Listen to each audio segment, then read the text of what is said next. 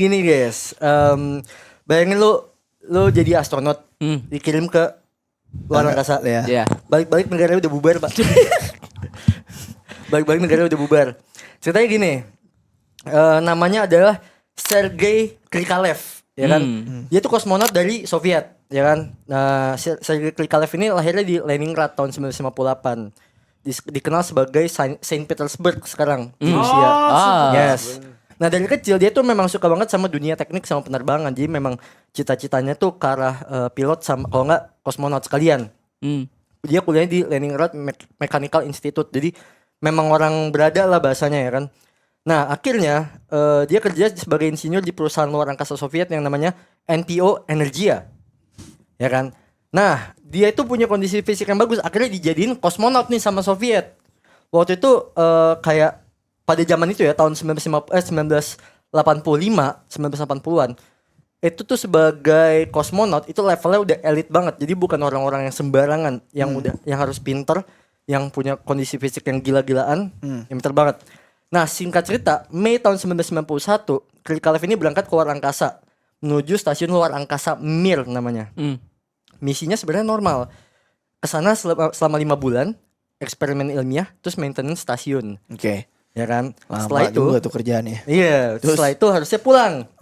Masalahnya waktu pas dia lagi ngorbit nih di bumi, kondisinya lagi chaos banget, Pak. Lagi parah. Ya, tahun 1991 Soviet itu diambang-ambangnya hancur, diambang-ambangnya runtuh lah. Ekonominya hancur, banyak wilayah yang minta merdeka, semuanya tuh chaos, udah caur. Nah, akhirnya setelah si Krikalev ini lagi 400 km di atas permukaan bumi, guys. Awalnya pas komunikasi sama pusat kontrol itu masih normal-normal aja kan, ya udah ngasih kabar kalau misalkan ini negaranya lagi nggak baik-baik aja. Akhirnya tiba-tiba Uni Soviet itu kehabisan uang buat ngelanjutin program luar angkasa mereka. Nangkrut kan soalnya. Jadi harusnya ada misi rotasi gantiin kru buat gantiin si Krikalev ini, akhirnya ditunda tuh.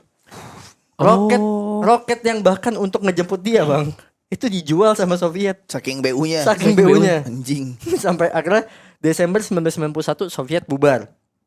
Negara yang benar-benar gede saat itu bubar guys. Nah secara teknis dia tuh berangkat sebagai warga Uni Soviet, ya kan. Akhirnya guys, walaupun dia bubar ya, dia akhirnya dapat tambahan berbulan-bulan kan, beberapa lama lah di sana. Extend. Dia dia tetap ngejalanin eksperimennya. Dan sekitar 311 hari, hampir setahun di luar angkasa, dia baliknya bulan Maret 1992. Oke, itu posisi udah jadi Rusia. Udah jadi Rusia bener. Mendaratnya di Kazakhstan.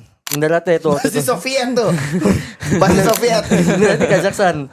Nah, Uni Soviet hilang kan. Akhirnya gara-gara kejadian ini, dia tuh disebut sebagai the last citizen of Uni Soviet. Terus akhirnya dia pindah ke mana?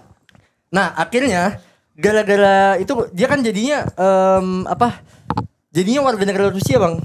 Ya kan? Dia tarik. Oke.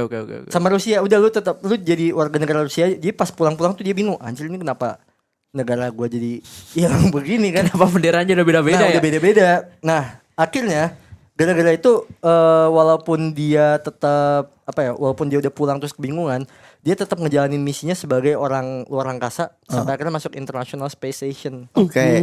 Dia Tahun International Space Station. Yes. ISS. Dan gokilnya dia walaupun ya negara udah nggak ada, dia tetap menjalani misinya. Ya pokoknya dia tetap menjalani karir profesinya bang. Terbang lagi ke luar angkasa buat ngejalanin misi-misi yang lain.